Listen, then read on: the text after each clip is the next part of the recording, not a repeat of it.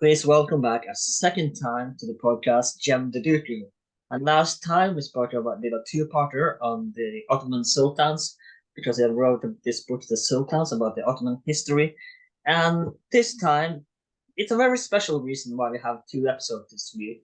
And we will release this episode on Saturday, which is a very special date for the history of Turkey. So tell us why we are releasing this episode on on a Saturday. Well, and thank you very much for having me on again. We're going to have fun again, I hope. But yes, the answer to your question is on Saturday, it marks technically the 100th anniversary of the founding of the Republic of Turkey. It is Turkey's birthday.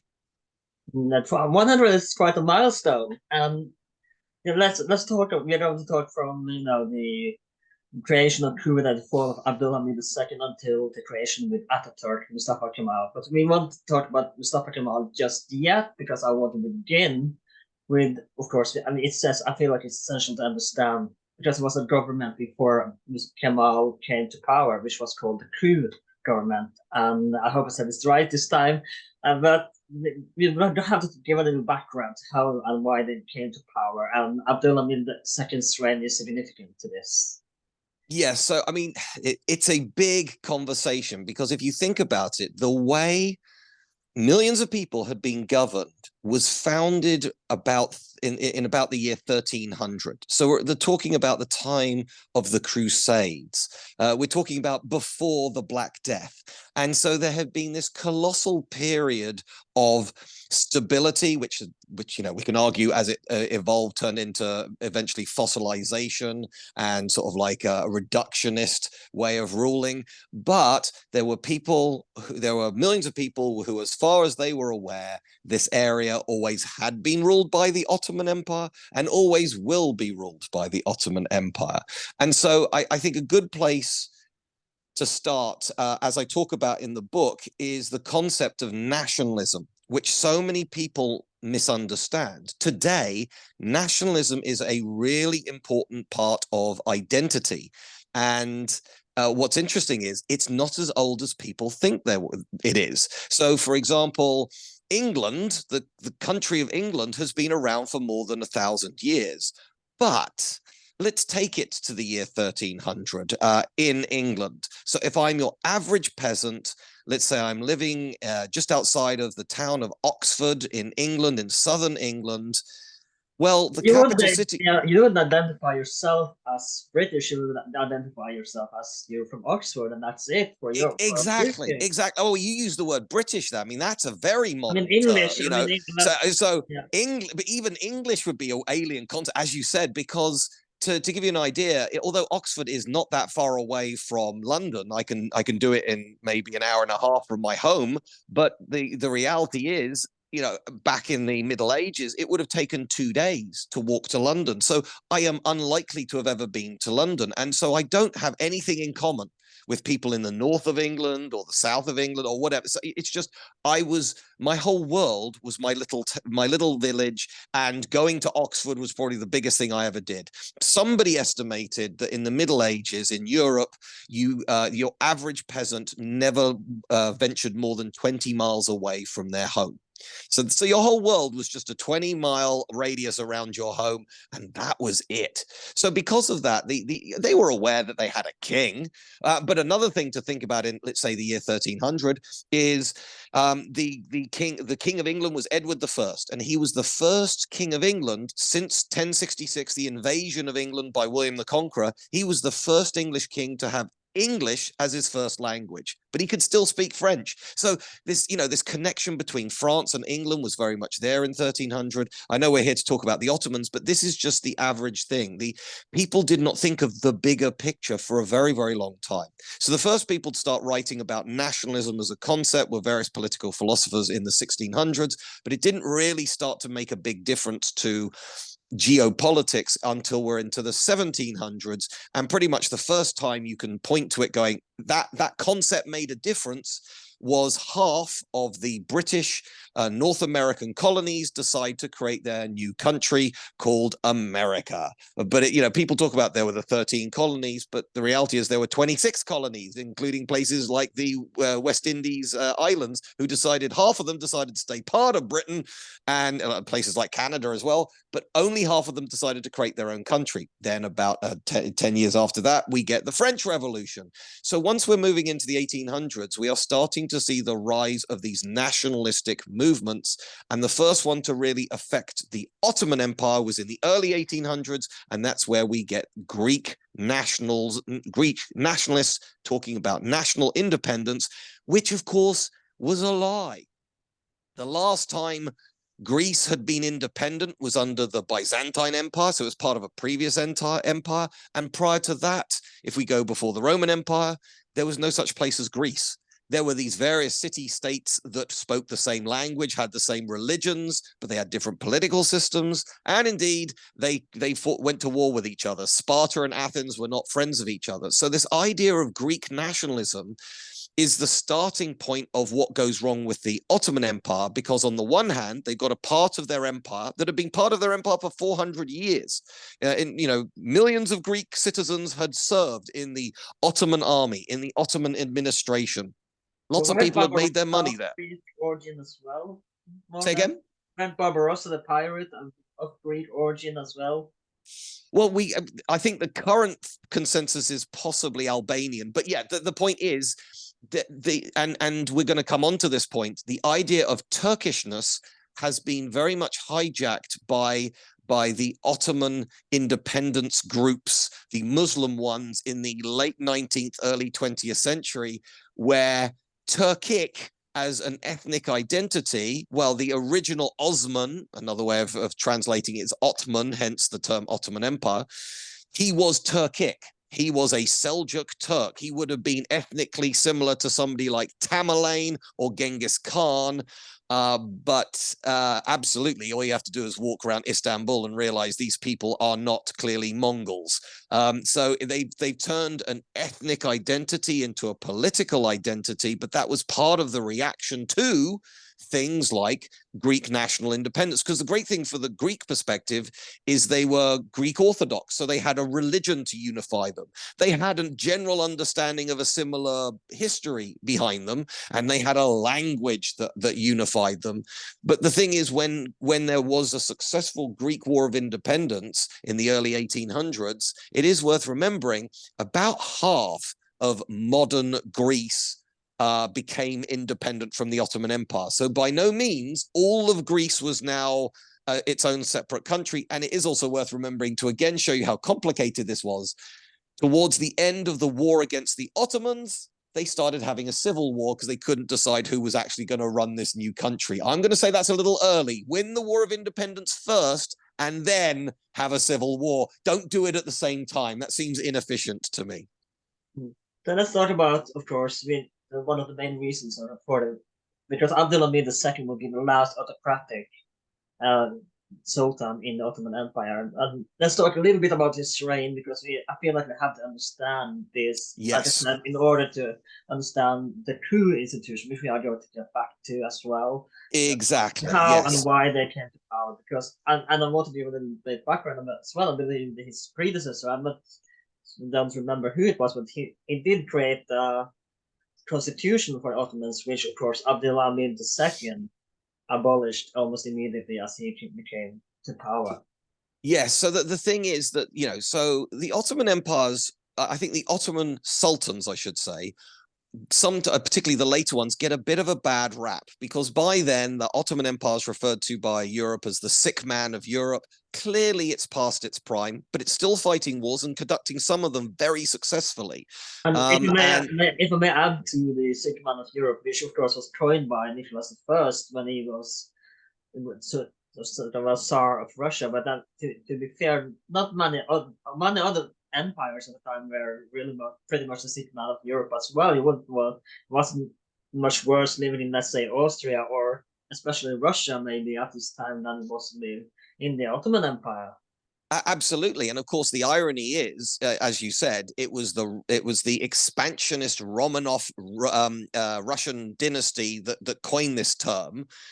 The Ottoman Empire lasted longer than the Romanovs. You know, they were put up Maybe not by against each other and long, but shot. still. Yeah. It wasn't by much, but it, you know, as you say, it's, well, I mean, your enemies are never going to compliment you. They're not going to be called the strong man of Europe. But yeah, Russia had its own problems. The Austro-Hungarian Empire had its own problems. And then if you go further east, you know, the Chinese Empire was also on the brink of collapse. So there were all these empires that have been around for a long time that just simply, the credit to the Ottoman Empire and AbdhulAmhit II is he was actually trying to come up with some solutions. Now, the problem was he comes from a completely autocratic background, and the idea of giving any power to a prime minister or to some kind of parliament is the opposite of what a sultan wants to do. And so, yeah, as you said, there were some dabblings into it. There were some attempts, but they were all abortive attempts. They weren't perfect solutions, and it's one of these great counterfactuals. What if they got it right?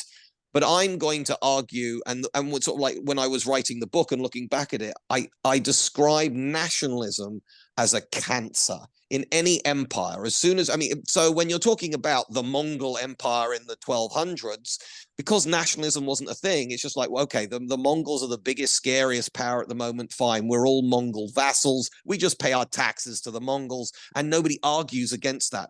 But fundamentally, when people start saying, the Ottomans are alien to our way of culture, our nation, then it almost doesn't matter what governmental systems, like the Kule, as you said, and any of the other systems that were tried and aborted or half implemented. In a way, they were trying to put a sticking plaster over a gaping wound, and it was never really going to fix the problem. But they were trying. There were some options coming up. The Janissaries, obviously, in the 1800s, that had been the way the Ottoman Empire had been fighting for centuries. They were deposed, and a more regular army was brought in. A lot of German military and Prussian military discipline was brought in. They were trying to make their army a more European army rather than this very anachronistic system that had worked beautifully 200 years earlier, but things had moved on. You know, there were now telephones, radios, and steam trains, and the beginning of motor cars. Maybe we should stop fighting wars the way we did in the Middle Ages. And I want to talk about alliance that Ottomans did with the Germans. And as we pointed out this before, when I made my episode with Eugene Rodian a while ago, we pointed out that, you know, when the British and English, they didn't want them because, you know, they were only interested in property, in, so to speak, for the lack of better words, in the Middle East that the Ottomans owned. And, you know, it makes sense that if you, let's say you were my neighbor and you were interested in my house, I wouldn't align myself with you, would I? Because, you know, you were interested in taking my things, so that alliance would make sense. But let's say my neighbor Greg on the other side of the street, he was not interested in my areas at all, or my house. So I would align myself with Greg because, you know, he had no interest in my area, and that's partly, to use this metaphor, that's partly how the German alliance came about, because, you know, Germany didn't really have any interest in the Middle East. Oh, absolutely. I think that's a great summary. And reinforcing your point there, if we go back a little bit further, you get the Swedish Empire and the Ottoman Empire being allies. And if you look on the map, it's like they're not even close to each other. But that's the beauty. They're never going to rub up against each other. But between them, there's this big, aggressive, expansionist Russian Empire, which both Sweden and the Ottoman Empire wanted to contain.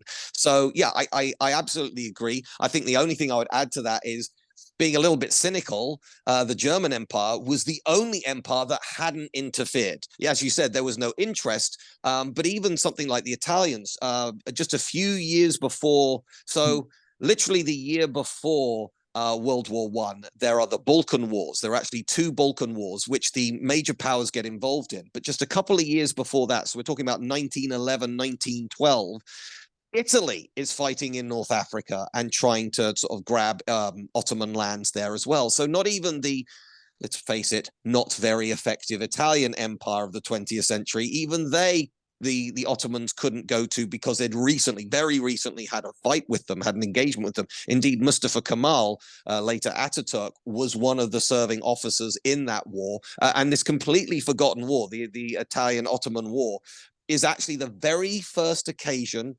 aerial bombardment happened. It was done by an Italian. It was only a few years after the invention of the aircraft, and an Italian wrote in his diary that any aircraft at that time were used as spotter planes, but he said that he was going to take some hand grenades onto the next aircraft and he was going to drop them on some of the Berber horsemen.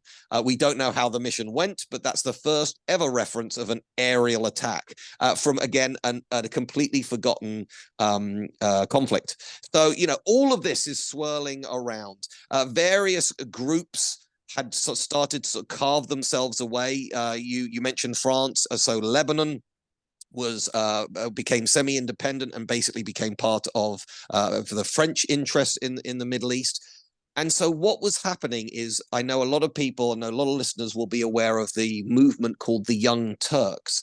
They were actually originally started as the Young Ottomans. And indeed, both the Young Ottomans, which were a group of young officers who were trying to come up with major changes to the Ottoman system of governance. But the one thing they agreed with the Sublime Porte, as the name of the Ottoman's Sultan's government was called, what they both agreed on is that when you've got the Armenians breaking away because of Christianity, and you got the Greeks using Greek Orthodox Christianity in their language, the argument began to be that if you're a Muslim, you should stick with the Ottoman Empire because we're the only ones who have a seat at the table that get noticed by the other major powers. So that if you are, hey, Syria, which was an ancient nation of itself, the area of Syria is mentioned in things like the Roman Empire, so it goes back thousands of years. Yeah, the Rebels, I believe, was Syrian as well. Exactly. Yeah. So the point is that somewhere like Syria has a history of being independent to the Ottoman Empire. But hey, Syria, because you're Muslim, maybe you should stick with this capital city that's actually in Europe. This is the other thing that people forget. It is referred to as the sick man of Europe, but the Ottoman sultans saw themselves as European and indeed ruled vast swathes of Eastern Europe. Now, by the start of the 20th century, a lot of that had gone. But even when you get to the Balkan War, you've got countries like Serbia and Greece and Bulgaria fighting against the Ottoman Empire and not doing very well. The Ottoman Empire, worked quite effectively even as late as this period. Part of that was to do with, really decisive generals such as Mustafa Kemal, but also it does show you, again, the Prussian training. You're starting to get Krupp weaponry and artillery. So, these aren't guys running around in their silks firing composite bows as the Ottomans did, 500 years earlier. They had moved with the times, but they are still a military and political concern in Europe just at the eve of World War I. So before we go to World War I, we have to talk. Yes, I figured you'd want to talk more. You're doing a little bit ahead, but yeah, it's okay. We're going to talk about the position of AbdhulAmhit II and of course the coup government, because as far as I'm concerned, as far as I know, they did all they really wanted to do. They wanted just to as we mentioned, AbdhulAmhit abolished the constitution when he came to power, which was created by his predecessors. And that's what the coup government wanted to do. They wanted to reinstate this constitution. But they didn't really have any plans, as far as I know, other than just institute the constitution. And they were like, what now? What's next? We did what we wanted to do. Now, what do we do now? Kind of thing, as far as I understand. Oh, absolutely. Now, the thing about AbdhulAmhit II is you could see him as the last proper sultan. Now, he wasn't. There was still Mehmet V and Mehmet VI to come. But the thing is, when we talk about the Ottoman Empire, well, in Britain, well, it's a dynasty.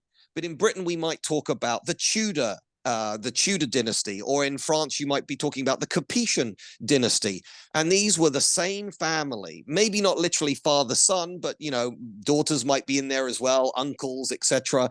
But it's the same broader family ruling a country. And it's accurate to call the Ottoman Empire because literally you can draw a line all the way from the last Sultan, Mehmet VI, all the way back to Osman in 1300. And what's fascinating is there were uprising and revolts earlier in the story of the Ottoman Empire, but it just never seemed to occur to anybody. Whereas in the French Revolution, they chopped the head off the king and then later the queen. But they never did that in the Ottoman Empire. Again, we are talking the tail end of the Ottoman Empire is the same as the Roman Empire, Russian Empire, which again, as we just said, the last Romanovs were executed by firing squad. Nobody did this to the Ottomans. And so you get the three pashas. So in my book called The Sultans, I point out how 90% of the book, you can legitimately say the Sultans were running the show. Whereas if you compare it to somewhere like Britain, once you get the Civil War in the mid-1600s, and you then get a republic for a couple of decades. Once you do get a return to a king with King Charles II, he just doesn't have the power of his father. By then, the prime minister, and well, not actually the prime minister, but the parliament is more important to running the country than the king. And over the centuries after that, Parliament only gets more and more powerful. So if you like, there was never a need for a revolution. There was never a need for executions. It was a slow, gradual decline of power. Didn't really happen with the Ottomans by comparison. AbdhulAmhit II was desperately trying to cling on to power. He was trying to come up. The problem was he was trying to come up with compromises while he was still had absolute power. And that can't fit. If you're genuinely going to have a change of process, you're going to have to give away some of your power, but who does that reasonably? So you get a coup, you get the three pashas, as they're called.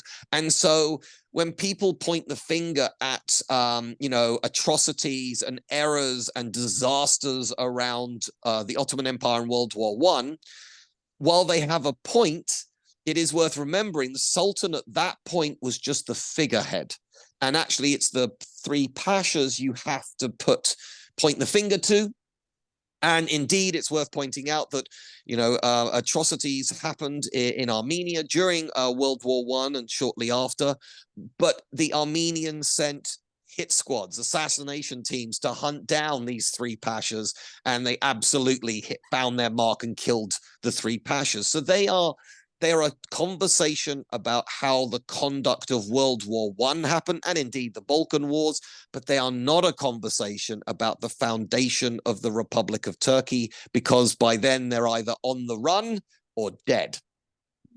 You mentioned the Armenian hunt, but personally, I think that sounds kind of like it would be an epic movie. The Armenians hunting down these three pashas. It sounds like it would be an epic movie, I love what with Wyatt Earp when he hunted down those. Yeah. Rotate around. It should be something like that, something like this. It really sounds like it could be a great movie out of this. But let's absolutely. Well, you could argue that it would be. So you just got me thinking. But you've got the movie Munich, which after the terrorist attacks carried out by the PLO against the Israelis in the Munich Olympics, then the Israelis send assassination hit squads to kill everybody involved with that operation. You could pretty much do the same story with the Armenians. That would work quite well as a structure. But with the rail bit.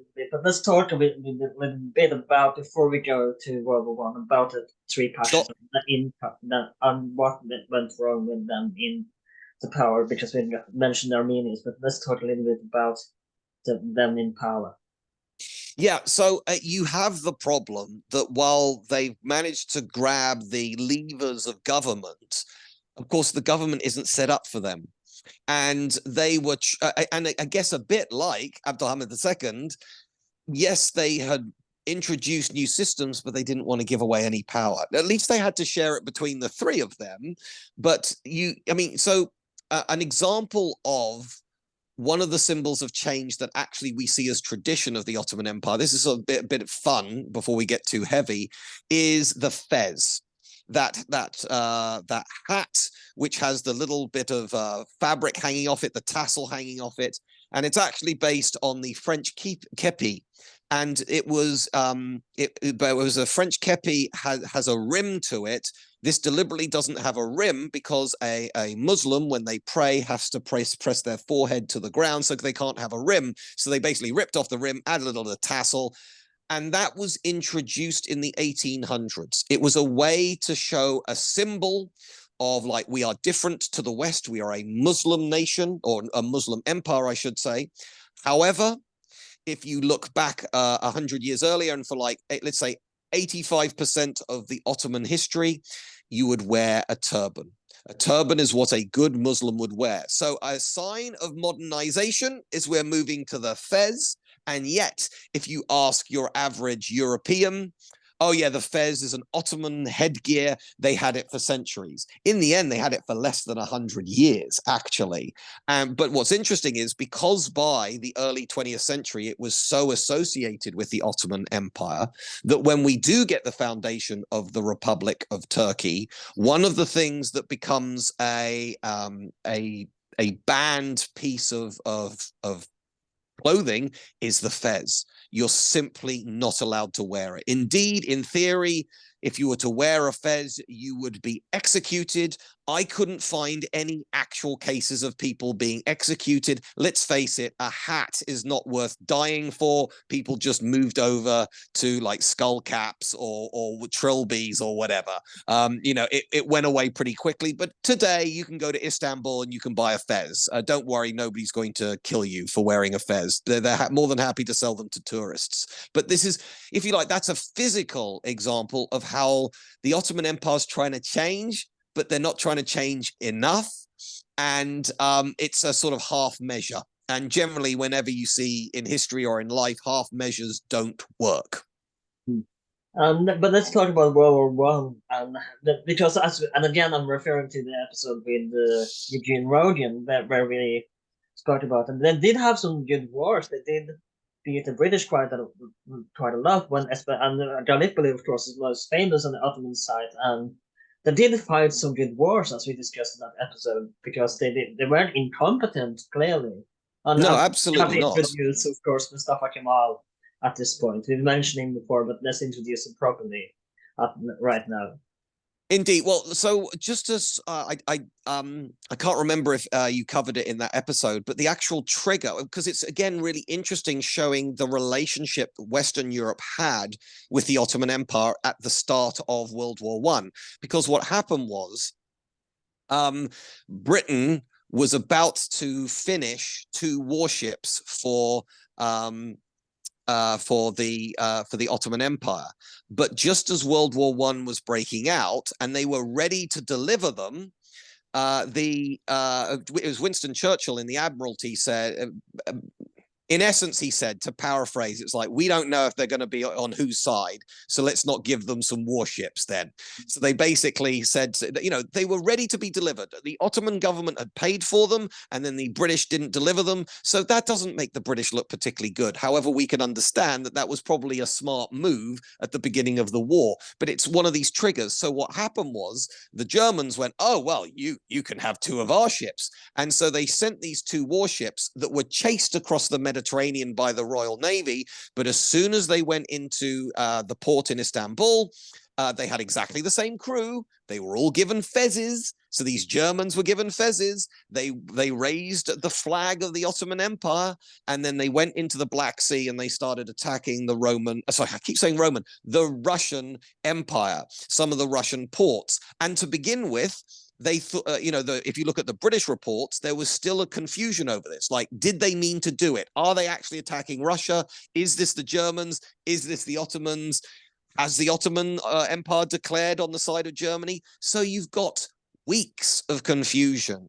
And if you like, I think that's a great way of showing how ambiguous the relationship was. People weren't, if you asked France and Britain, who were you fighting against? The answer was we're fighting against the Germans. Now, that excludes the Austro-Hungarians and it excludes the Ottomans, but actually you have 3 empires on one side fighting 3 other empires on the other side. Then later on, America joins. And so once, as you said quite rightly, perhaps the most audacious thing that didn't actually work for the Ottomans is using sort of German leadership. They managed to go all the way to the Suez Canal. They wanted to cut off the British from their Asian colonies, and so they marched all the way through Gaza, and they did a brilliant job, marching and not just Gaza, but then on into the Sinai Peninsula.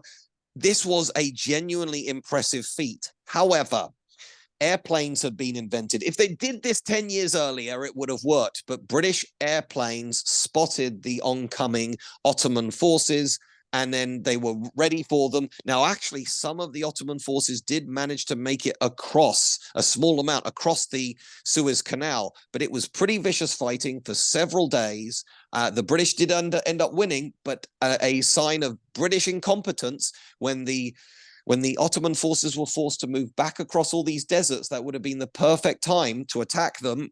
It would be very hard to defend in a desert, but the British did not follow up their successful defense with an attack, and that led to 3 battles around Gaza. That happened much later in the war, but it does show you, as you said, the Ottomans didn't just collapse.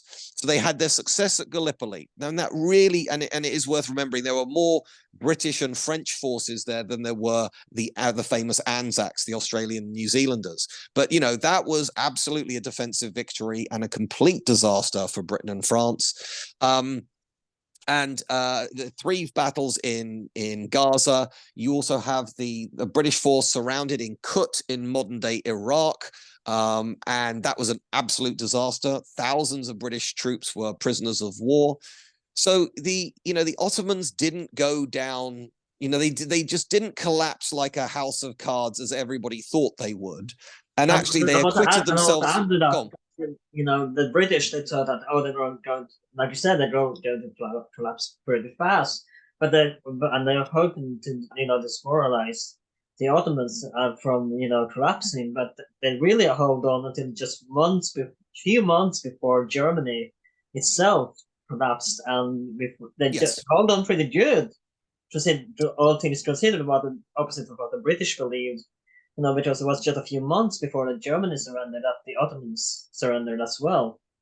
Yeah, absolutely. Now, there was the idea from the Germans that they would be able to use the Ottoman Sultan. I mean, so this is again showing you, the connection between the ancient world and the modern world. So we're talking about an era where radios are happening, and yet they are hoping that the Ottoman Sultan can declare a jihad, so that all Muslims, good Muslims, will listen to him and rise up, which would have caused, if that had worked, it would have caused huge problems for British colonial forces in places like India. At that time, India included Bangladesh and Pakistan. There were literally tens of millions of Muslims in India. That would have been impossible to sort of like stop some sort of revolt there. Also places like Indonesia and Malaya as well, which is modern-day Malaysia and Singapore. So all of this would have been seriously problematic for the British. It just didn't work. In the end, I believe there was a group of about 20 guys who revolted in somewhere in Malaya, and the local police handled it. But you can see how the Germans are trying to open up other fronts. And I guess in a different life, that might have worked and could have caused serious problems for the British and might have rewritten World War I. But as it was, while the war was going on, you have France and Britain carving up the Middle East. You got things like the Sykes-Picot Agreement. You got the Treaty of Sèvres, which was, everyone talks about the Versailles Treaty. Exactly. Everyone talks about the, Treaty of Versailles. That didn't include the Ottoman Empire. That happened at the Treaty of Sèvres. And so, you get the 3 pashas doing a coup, capturing the government. Suddenly they are the face of the Ottoman Empire, and the Sultan is a figurehead, but they then lose a war. And then we start seeing the dismantling. So at that point, the Ottoman subjects have this very strange relationship because they can't actually blame the Sultan for the defeat, because the three pashas were everywhere saying, oh yeah, we're great, we're running the show. So that's a real problem. And therefore, after the Treaty of Sèvres, you then still have Mehmet VI, who he became Ottoman Sultan just at the end of World War One. But he's still Sultan sitting there as the Ottoman Empire is being dismantled. And, he has to send people to the treaty, over to France to negotiate on his behalf. It is interesting. He actually became Sultan in the summer of 1918, but in 1917, he went on a tour to Germany to basically see military, military protocols and equipment. And his attaché was Mustafa Kemal, because he was a successful Ottoman general. Why would you not have him with you? And yet you've got the founder of a republic going with an Ottoman Sultan to a separate country. I mean, he wasn't the Ottoman Sultan at that time, but that just shows you how complicated, how the relationship between these different sides had to evolve and change over a very short period of time. And it's interesting because, in Europe, at least, the autocratic rulers were pretty much gone after World War One. Yep. You had Wilhelm II abdicating. You have I don't remember his name, but it's the last Austro-Hungarian emperor abdicating, the Romanov killed by the Bolsheviks. But still, the Sultan was still, though as a constitutional monarch, perhaps that's what saved him, but still he held on to power somewhat until 1920, 1921. And that's well, it wasn't actually abolished until 22. That's so. I mean, this is the thing. As I say in the book, it's like, when do you actually want to finish the Ottoman Empire? You got about 4 different dates over like a 4-year period. But yeah, you're absolutely right on that. And I've heard some people, and I like this. This is a bit of poetry in history. I've heard some people describe World War One should actually be called the end of empires, because you get the end of the German Empire, the Ottoman Empire, the Russian Empire, and the Austro-Hungarian Empire. Sounds good to me. I mean, I'll if you want to call it that, that's fair, because it does completely change the geopolitical, power base and systems across, huge areas of planet Earth. And we've talked a little bit about it, but I've been going a little bit back and forth, I feel like, but still, I feel like it's important that we mention, talk a little bit about the career of Mustafa Kemal absolutely, to understand how he came to power and would become the first president of the new Turkish Republic. Yeah, so I'm going to put this out here. When people talk about, has there been such a thing as a benevolent dictator, I think there have been a few good arguments for it. Charles II of England, for example, or Britain. And then I would say Mustafa Kemal, who I am now going to say, I'm now going to call him Ataturk. So, this becomes his name, and I think lots of people on the podcast will know of Ataturk. And so, he was a man who, so this shows you how complicated it was. His house where he was born is now a museum, and that is in the modern country of Greece. Greece has permanent guards around it because Greece cannot afford to have Ataturk's house burnt down by an angry Greek guy, because that will lead to war with Turkey, and Turkey will win. But that shows you. And so it shows you how much Ataturk had to invent things on the go. Today we would call him Greek. He was born and raised in the country of Greece. Why would we not call him Greek? But to any Turk hearing this would be appalled at that statement. It's like, the man founded Turkey. And it's like, yes, he did. He absolutely did. And he certainly wasn't a Greek speaker as his first language. So, there's a brilliant photo of him dressed up as a janissary. And he said at one point in his political career, he said, we need to remind Europe that the Ottoman Empire planted its spear in the walls of Vienna. And so, in a way, he's a little bit like Vladimir Putin, because only it's happening in real time to Ataturk. Putin keeps talking about, in essence, the good old days. Basically, more than anything else, Putin wants everybody to fear and respect Russia. And so he's terrified that people think that Russia's a joke now, which is one of the triggers for why he goes into Ukraine. And it obviously horribly backfires on him. And sadly, tens of thousands of people have died over this man's vision. But it's the same thing with Ataturk, because he was a successful general in the Italian-Ottoman War. He was a successful general at Gallipoli. He had earned his he'd earned his reputation by military means, but he had been involved in the Young Turk organization. He was aware that there needed to be political change in Turkey. And what this has led to, I'm going to fast forward now into the late 20th and early 21st century, that there is this very counterintuitive thing in Turkey. If I said to you a Western European liberal, and I said, what is a Western European's liberal relationship with the army? Well, if you're, liberal in Britain or liberal in America or liberal in Scandinavia, you're going to say, I would have issues with the military. I would be worried about military leadership.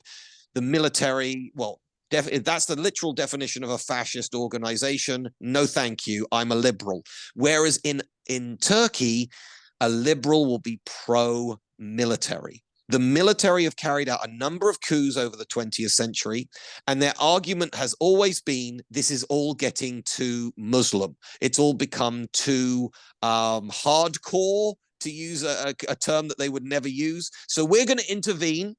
We're going to get everybody to calm down with a military coup, soldiers on the streets. I remember once traveling to Turkey as a child and seeing a tank next to the airport. They were clearly ready to go if anything happened.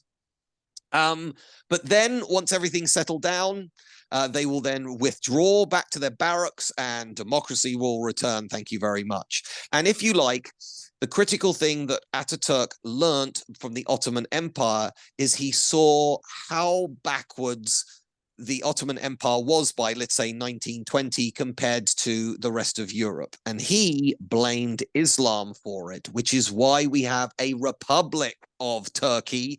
And a republic will therefore have no official religion, and it will have no, obviously no king or monarch in charge of it. He very much wanted to turn the people of Anatolia's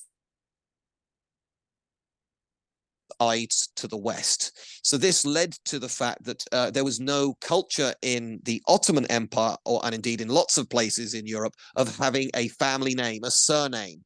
What is the name the second name you put in your passport? And so once you know that, Ataturk, after, he is trying. So I've mentioned Syria, I've mentioned Greece, I've mentioned Armenia. These are all places that could kind of draw their borders on a map in the year 1500, because these are places that had existed before, kind of, in the case of Greece or Syria. But there'd never been a country called Turkey before.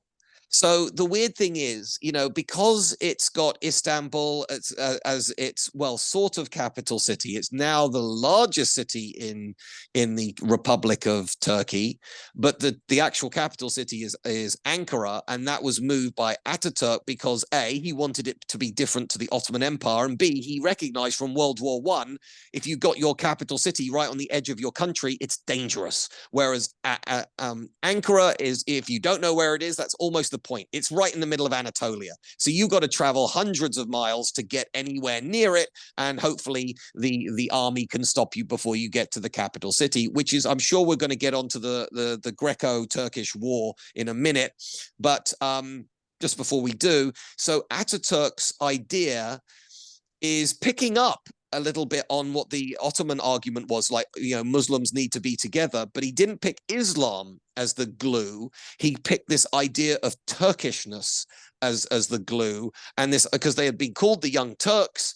Osman had been a Turk, so we got all this ancient references, but there'd never been. If in 1500, if you'd asked somebody in the Ottoman Empire to draw the country of Turkey on the map, they would look at you like you're crazy. They'd shrug. It's like, there's no such thing. So The problem is that we've got the country of Turkey being founded on this, on all these old ideas, but at the same time, it is a completely new idea.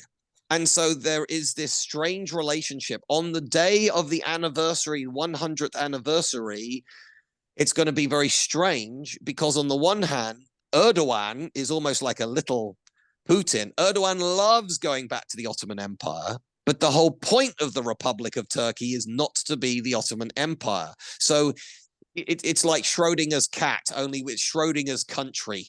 You know, is it an ancient country with ancient traditions, or is it a new country with new traditions? And so when we come to this, to the last thing I'll say, and then Erlen, feel free to jump in with some questions.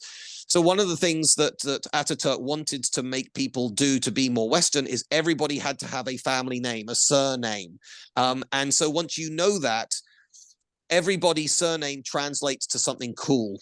You know, if you look at the footballers, there was a famous footballer about 20 years ago called Bashturk, and if you translate it, it's number one Turk. You know, they're all called things like Mr. Lightning, Mrs. Standard Bearer, Mr. Lion. You know, nobody is called like Shufflebottom, which is a sort of slightly silly name in Britain. They've all got extremely cool surnames because they had to make them up. It also means that you can't tell, just because I've got the same surname as you doesn't mean we have the same family background as you. So, but it's an example of how he is trying to forge from nothing something. I will now be quiet. And then what I add to that, when you talked about Mustafa Kemal being one of what didn't shy away from Islam and religion, there was a biographer that argued that and several people I think have said this as well. If he could have, and if he was allowed to, he would have very much have made himself Sultan and made himself the new Sultan of Turkey, if you will. I dispute that. I mean, the thing is, though, you never know what happens in people's minds, and you can only talk about what actually happened. But I would say that the way he was trying to rebuild stuff, he obviously wanted to be in charge, but clearly the idea of a sultan was over. So you know, it's an interesting conversation, and you know, maybe I will talk on Twitter or something about that. But yeah, so the after World War One, we then get the carving up of the Middle East. Some of these countries have existed before, like Syria, and some of these countries are completely new, like Kuwait. So you know, it's a problem, and as you said earlier, it is just Westerners drawing lines on the desert. It's like, okay, Iraq stops there, Jordan starts there, bang, off we go. Jordan, that was a place that existed. Africa have so many straight lines and squares? Yeah, In exactly. Europe, it's the economy. Britain, France, and Germany just throwing lines. Okay, you're going here, you're going there. We get this place up here. We get the button down here. Yeah. But if you like, in Europe, at least because it was done by Europeans, there's some vague logic to it. Like who's got Alsace, who's got Silesia. I always love that name. Yeah, I mean, here, like you said with Africa, it's just people drawing lines on a map. And if you like, so that happened 100 years ago, just over 100 years ago, and we're still seeing the problems of it today. You know, we could be talking about wars in Iraq. We could be talking about, Israel, Palestine. We could be talking about. Let's talk about that today. Yeah, exactly. We could talk about Hezbollah in Lebanon. So the point, so when people criticize the Ottoman Empire, I'm not saying that it was a nirvana. I'm not saying that they got it right. But when you look at how much violence has happened in the Middle East, but then you look at the previous 300 years, there's hardly anything. Again, I'm not saying the Ottomans were a brutally efficient and liberal organization, but at least they kept the peace. At least there weren't massacres going on, all the time in places. And so, you know, it's quite telling. But meanwhile, with Ataturk, he doesn't care about Syria. It's just not his thing to worry about. Pretty much as soon as we get the Republic of Turkey being introduced as a concept, because even the Westerners realize the Muslims have to live somewhere.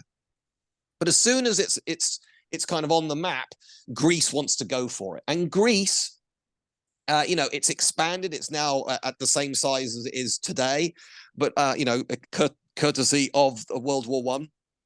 But what the Greeks are telling the Europeans is like, oh, this is the Hellenic Empire. You remember we invented democracy and philosophy and Pythagoras' theorem and all this. And everyone loves this in the West. But actually, the way it was sold in Greece was we're rebuilding the Byzantine Empire.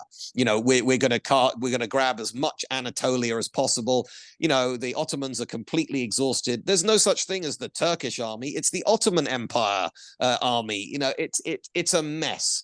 And in every possible way, Greece should have won. Greece was given weapons from France and Britain. They were motivated. They had the best equipment in the world at that time, which had just been battle proven.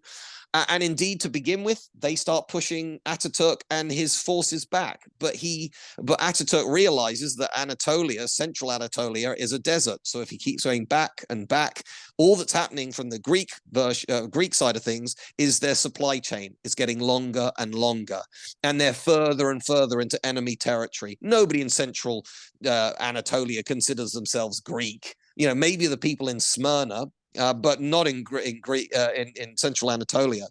And so you get the Battle of Dumlupınar, and Dumlupınar is in central Anatolia. It's about 3 days. And a lot of it was actually an artillery duel. But fundamentally, the Greeks realized, oh my God, we either win this or we've got like 500 miles to retreat, and we're going to have to leave all our heavy equipment. And that's what happens. The Turks just stop retreating. They just take the punishment and then start moving forwards. And at that point, the Greek army collapses. And of course, all their heavy equipment, including their artillery, can now be used by the Turkish forces, this new force. And so the Ottoman forces had been battle hardened, but now they're Turkish forces. And Mustafa Kemal, this is the last time he is, so he ends up fighting in about 4 different wars, but this is the last time he is a general. And pretty much as soon as this war with Greece is sort of like agreed, peace is declared, he never again puts on a military uniform, and he becomes a reforming politician. And so when people turn around and say, Ottoman Empire, Republic of Turkey, they're the same thing. Well, the Ottoman Empire's capital city was Istanbul in Europe.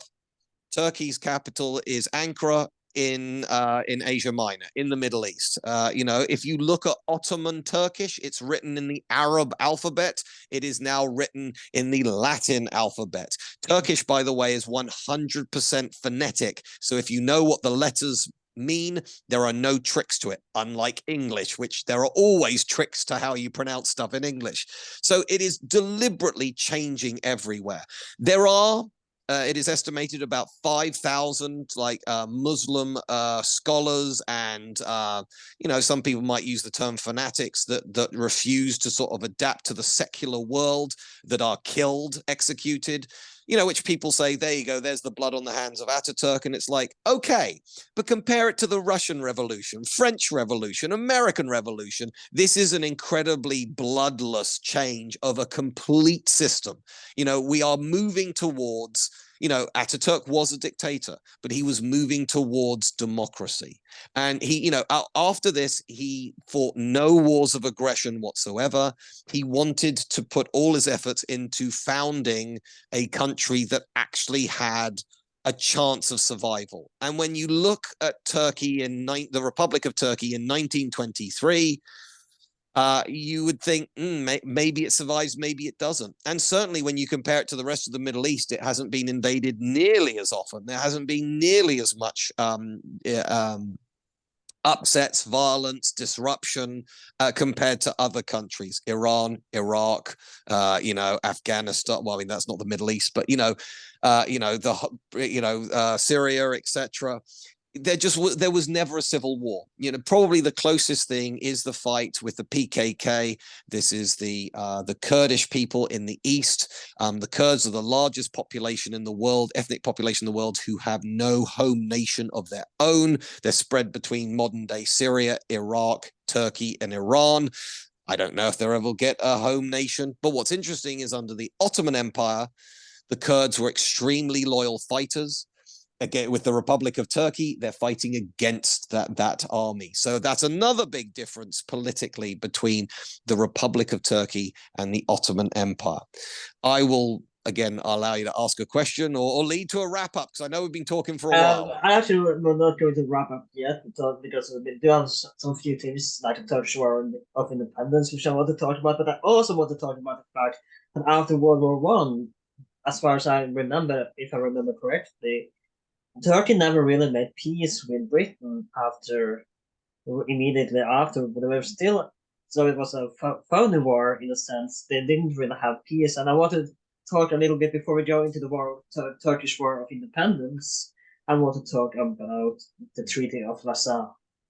Yeah. Okay. Fine. Fine. Well, look. First of all, how do you see it from your perspective? What do you mean? Elaborate. Yeah. No, I'm asking you to elaborate. Well, what do you think the point of the treaty was? To be honest, I don't remember much of it, so I can't say. That's what I was hoping you. Oh, okay, fair enough. You would talk about it because I don't remember much of it.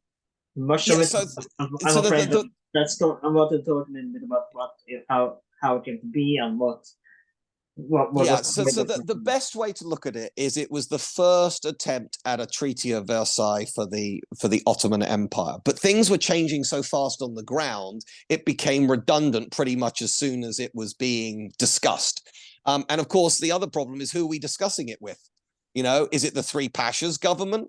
Is it the Sultans government? Is it the new sort of Ataturk government? Yeah, we sort of like rising power. It's sort of like who gets to talk to us? So it was, I think the simplest way to say it is it was a starting point. But as you quite rightly said, there was a phony war. There were literally British soldiers based in Istanbul. In 1922, when Mehmet VI was sort of like officially deposed as the Sultan. I mean, let's face it, he kind of wasn't a Sultan of anything at that point, but he was asked to leave. He moved to Malta. It was the British who got involved in all of this. It was the British who transported him on a what's I going to say?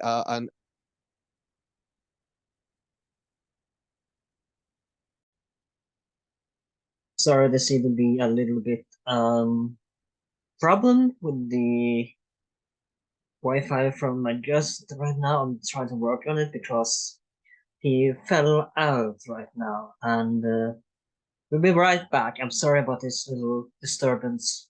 We'll be right back. I'm sorry about this. I'm sorry about the little confusion right now. We're he accidentally left the Zoom call, so let's carry on from it. The text call, the technical issue. Sorry about that. What can I say? I'm very popular, but anyway, yeah. So we were talking about, the British were involved in literally extracting the last Ottoman Empire out of his technical capital city, although it wasn't that anymore.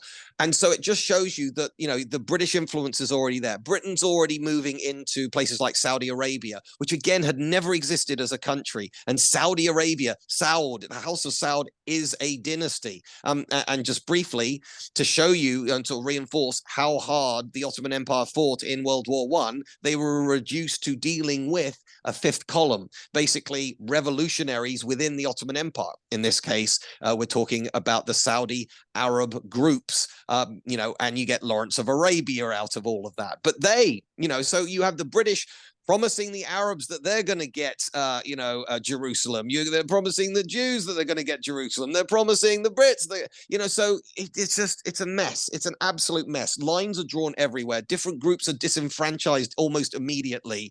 And the situation on the ground is changing all the time as well. There was a famous quote that Ataturk at one point said that, if the British don't do something about the evacuation of Smyrna, nowadays modern Izmir, that his forces will move into the direction. And then somebody said off the record to Ataturk, it's like, how many men do you have in the region? And he said, I don't know.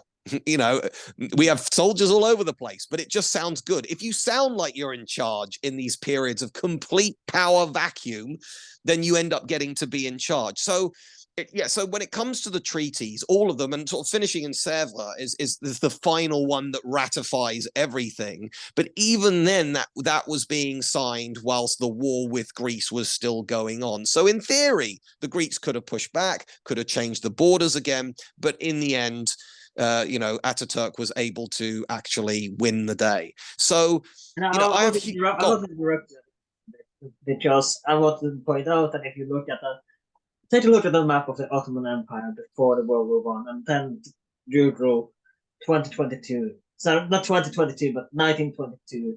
It's tiny. It's really tiny. Just green little spots on the map that is the Ottoman Empire or Turkey. It's almost nothing. So it's incredible how Ataturk managed to create what we know as Turkey today. From because as again, as I said, it's just a tiny little spot on the map. Look it up on the phone if you got the time, but still, it's incredible how we managed to bring Turkey back to what we know it as today. Yeah, I mean, I would put it as it's nation building akin to what George Washington and the founding fathers had to do. They might have won a war, but they're now dirt poor, and there's all this other stuff going on around them. Bigger powers around them. It's the same thing with Ataturk, but we're talking about the 1920s. And another example of the difference between the Ottoman era and the new Republic of Turkey is the culture changed so much. So, my name is Jem Duducu. That is a Turkish name. Although Jem was an Ottoman prince and Duducu was a name in the Ottoman court. So even to Turks, Duducu is an unusual surname because they're expecting me to be called like Yildirim or something like that. A far more obvious name in Turkish. So they recognize it as being of Turkic origins, but think it might come from a different country. But so my grandparents, on my father's side, they were born during the Ottoman Empire. And so I have visited their graves, and the year of their birth is done in the Islamic calendar, which is about 600 years behind the Christian one.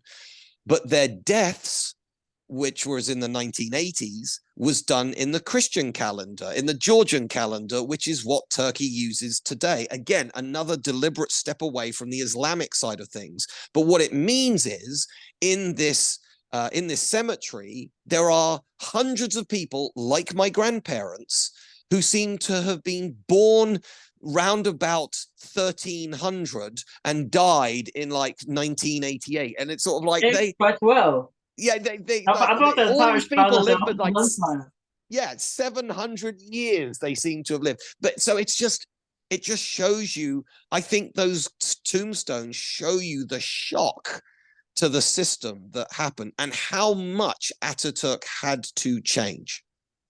We don't wrap it up. So then let's talk briefly about that. And I want to talk about some changes, as we managed to talk about some of them, but I didn't. Among others, changes done after the Turkish War of Independence as well. But I want to talk a little bit about the Turkish War of Independence as well, as we talked about the recapture of Smyrna and the recapture. But there was as well in kind of civil war. I would say it was the Turkish. I would call it kind of a civil war, the Turkish War of Independence. Yeah, so I mean, this was the ultimate stamp of authority. By then, Ataturk now knows what he's doing. The forces have seen a winner. He's the one who's been able to come up with the actual plan. So I'm going to say at that point, there are other people arguing, and we do get things like a reduction of freedom of press, but it's also coming from a period of war and a dictatorship. So the press wasn't that free to begin with. At that point, if anybody wants to stand against Ataturk, it's basically doomed. He's done all the hard work. The average person in the street knows who he is and sees that he's going in the right direction. And so if anybody else is trying to make a move, it's just a power play. Again, if you want a comparison, and it was a sort of like pretty much a sequential comparison to the Russian Civil War, we may know that the Soviet Union had lots of problems and led to lots of deaths.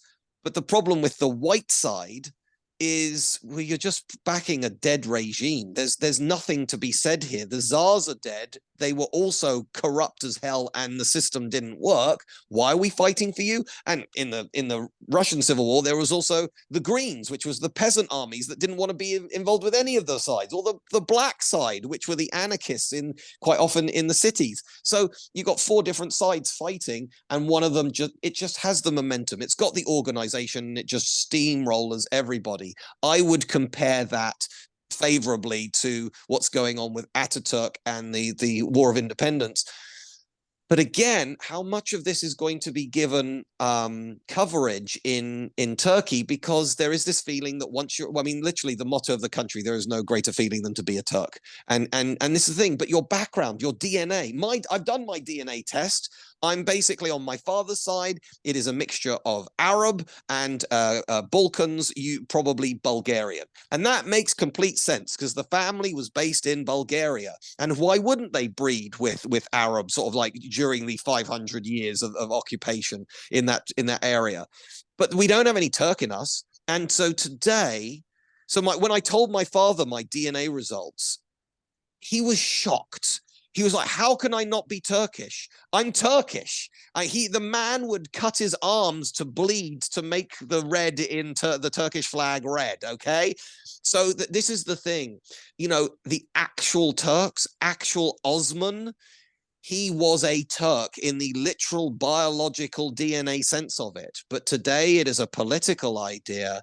And so you get places like Turkey backing other Turkic groups like Azerbaijan against Armenia. We just had a brief war in Nagorno-Karabakh in Azerbaijan, and their allies is Turkey. Armenia's ally is Russia, and Russia's rather busy in Ukraine at the moment. So you have these echoes of these political decisions from a century ago dealing with current affairs, people still dying about this a century later. And that's the best sort of like summary I can give you. So let's talk a little bit about reform. You mentioned so much surnames was a thing, and I want to talk about Atatürk's family in this as well, and bring up that he never had any kids for himself. He adopted a few daughters. And Yes. his marriage did not end very well. But he did not allow his daughters, this is what I found fascinating, or his nearest family to be called Kemal. Like, that was his name, and it kind of died with him. I don't think we have any Kemals in Turkey today because he didn't allow his adopted daughters or nearest family to have Kemal, for example. But something I want to talk about, and Andrew Mango pointed this out at the end of his biography of Ataturk as well, that for average peasants, perhaps not much changed from going from Ottoman to Turkic, being a Turkic republic, but gradually it would change. But it didn't, at least the first decades, perhaps it still was a fairly slow process for mostly it was the elite that would feel the change. But again, it kind of goes with the analogy when Christianity came to Europe, it was most started with the elites and then went down to the bottom peasants. I would say that kind of the same thing was the case with the Turkic reforms that Ataturk did. It started at the elite and then it went slowly down to the peasants eventually. See, I know what he means. And I mean, yeah, I mean, well, with any of us, whenever there's like an election in your country, how much actually changes between the day before and the day after. So I do take that point, but I would say that it was a bigger change than most. I mean, certainly moving from one sultan to another, no difference.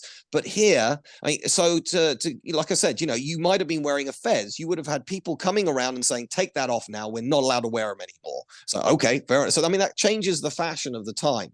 My father remembers in 1953 having a band come round to commemorate the 500th anniversary of the siege of Constantinople and the success of the Ottoman Empire.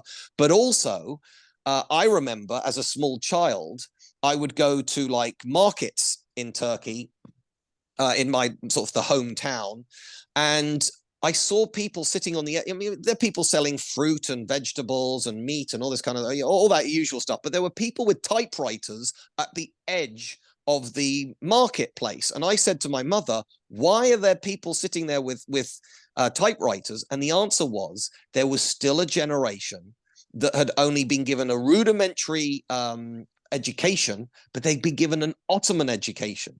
So again, they could read and write with the Arabic script.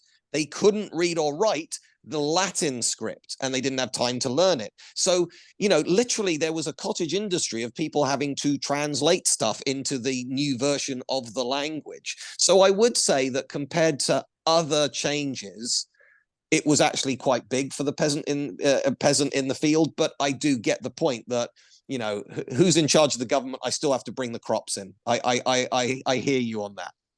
And as well, you mentioned the scripture that it's changed from Arabic to the Latin alphabet, but and that let's talk about literacy for a second, because the literacy didn't rise with the new generation of Turks, where mainly again the elite, it was the elite who spoke and wrote Arabic because it's quite difficult to learn if you're not. It takes quite a while to learn it. From what I understand, the literacy in Turkey was quite high under Ottoman Empire, but when it came to Turkey, and when they changed to the Latin alphabet, at least the younger generation became more literate. Absolutely, and of course it allowed them to learn other European languages more easily because they could now finally guess what the sounds were of the letters in like a French newspaper or something. So absolutely agreed. But the other big difference was how much it affected women. Suddenly they didn't have to wear the veil. They were now open to go to university. And I love this fact. The very first ever qualified fighter pilot in the world that was female was for the Turkish Air Force. Wasn't that Mustafa Kemal's adopted daughter? Is one of it? Yes, absolutely. You know, which absolutely fitted into his ethos of modernism, modernity. So, you know, there was this constant push. So, pretty much anything Ottoman instantly became bad, which is why, you know, my parents, they couldn't understand. They could buy all these really cheap Ottoman clothing and stuff like that back in the 1960s, because to everybody, it's like, nobody wants this stuff. Everybody wants to be new and modern and Western European. So my parents made a small fortune buying all this stuff that in the 1960s was junk, but by the 1990s was sort of highly sought after because it had all been thrown away. And I want to point out as well, you mentioned the banning of the fest, and there is this account of European visitors because they didn't really use any other hat on the fest, that they were some Turks would, just because it was to had to wear a hat, would wear women's embrace or very ludicrous hats that they just needed hats, and there were Europeans that were amused of men wearing, you know, women's hats or women's, you know. So there were awesome amusing stories, hat stories out there after the change. Absolutely, yes. And what's interesting is when you go around Topkapi Palace in Istanbul, you see these little nooks all the places. And I asked, what are they for? And it's like, to take your turban off and the place to put your turban. It's like, right, okay, makes complete sense. With the turban gone, and obviously, you know, everybody's still Muslim, but they're, or, you know, 99% of them are Muslim, but, you know, being Muslim, being outwardly Muslim was not the big deal it once was. And indeed, I would argue before Erdogan, I've heard some Islamic scholars saying that Islam needs their version of the Reformation. It's almost like, you know, it's been the same amount of time between the Prophet Muhammad, peace be upon him, and now as it was between the writing of the Bible and Martin Luther starting the Reformation. And I would say that because it's not an Islamic government, it's a secular government prior to Erdogan, that Turkey would be the country that's most primed to have a kind of Protestant Reformation for the Islamic world, because they are, you know, it is a law based on Roman law, not on Sharia law or anything like that. You know, people still getting their hands cut off in Saudi Arabia. In Turkey, you would go to prison. But, you know, Erdogan has changed all of this. We're now getting to the point where, again, when I was a little kid, there were still people alive who remembered Ataturk, who saw him in the flesh. nobody's really alive that does that now. And so Erdogan has tried to create this cult of personality for himself. In the Ottoman era, if you were a particularly successful sultan, you would build a massive mosque in Istanbul, Constantinople then. But Erdogan has now done that for himself. And whatever you may think of, whoever's listening to this, whichever country you're in, you may hate your leader, your president or prime minister, but no matter how much you hate them, you'd probably sit there and go, they wouldn't. If they turn around to the country and saying, I'm building a massive church in my name, they'd instantly lose power. Nobody would take them seriously, but that's what Erdogan's doing. So Erdogan is trying to bring back the glory days of the Ottoman Empire, but he's doing it in a part that wasn't, it's so much more than just the Ottoman Empire. If you look at the history of Turkey, it's been, or Anatolia, it's been a crossroads. It's been part of the Roman Empire, the Byzantine Empire, the Hittite Empire. The Crusaders marched through there. The Tamerlane was there. The Mongols were. So many different things happened. Just only seeing it through the lens of the Ottoman Empire is not doing a service to the huge culture and variety and history and archaeology of Anatolia. I think I'm done. I don't think I can do better than that. I want to end on, we spoke about how the Ottomans were bad and, New Turkey good.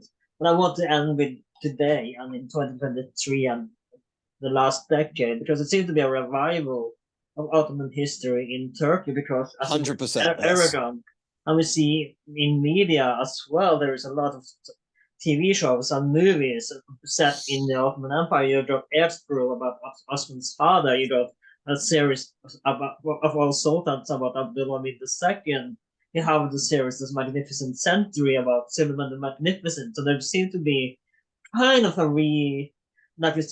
nostalgic for the Ottoman Empire that's starting to be revived in Turkey again. And maybe it's because of Erdogan, I don't know, but probably, but has something to do with it. But still, there seems to be, like we talked about, a new revival of Ottoman nostalgia. I would agree with that. I think that you need to put that into the context of all these countries that have, basically had a bad 20th century that are now, maybe the Germans.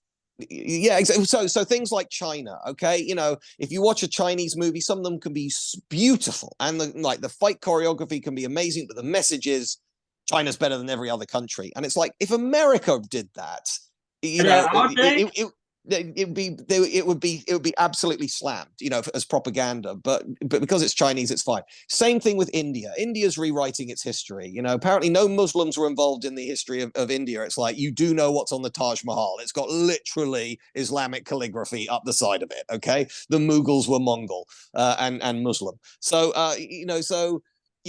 and same thing with Russia as well. So you got these countries, and it's the same thing with Turkey. They're going back to the stuff that makes them look awesome. Whereas you get places like, Britain, and I'm proud of the fact that we are very anxious about our imperial past. I think there's a lot of people in Britain that thinks the British Empire is almost as bad as, war crimes. And it's, as always, it's more complicated than that. But in Britain, you would not just get a movie where the hero is a British imperialist killing all the locals and there's no context to it whatsoever. It's just like, British is good, people with a different skin color are bad. It wouldn't be made. It would be too controversial. It would be seen as racist. But in Turkey, China, India, so long as you're backing the country, you can be as racist as you want against other people. It's fine, because our history is awesome. And I think we're gonna end it on that note. End on racism. Yeah. Lovely. Okay. Perfect ending for Thanks. But I think the people understand the message, I hope. But if you're cancelled, it was nice to meet you. but before you go, of course, do you have anything you want to promote? Any social media, X or whatever it's called these days, or where can people buy your book if they want to read about the Ottoman Empire, which is a great introduction to the Ottomans. Thank you very much for that. Always a pleasure. I want to end with, we are available on Twitter, on X, social, under that H12. You can find us on Instagram. for that aged well. Spotify, we are available on Spotify, YouTube, Apple Podcast, wherever you can find podcasts these days. And if you are on Apple Podcast, consider writing a review of us. That would be great. Jem have done that, and I would recommend everyone else to do the same. If you are on Spotify, give us 5 stars. That would help us out a lot. If you're on YouTube, please like, share, and subscribe. Check out some other episodes. We have some great episodes and great upcoming episodes as well. I would highly recommend checking out our previous episode on it's a two-parter on the Ottoman Sultans. Please, my name is Alan, and I'll see you next time.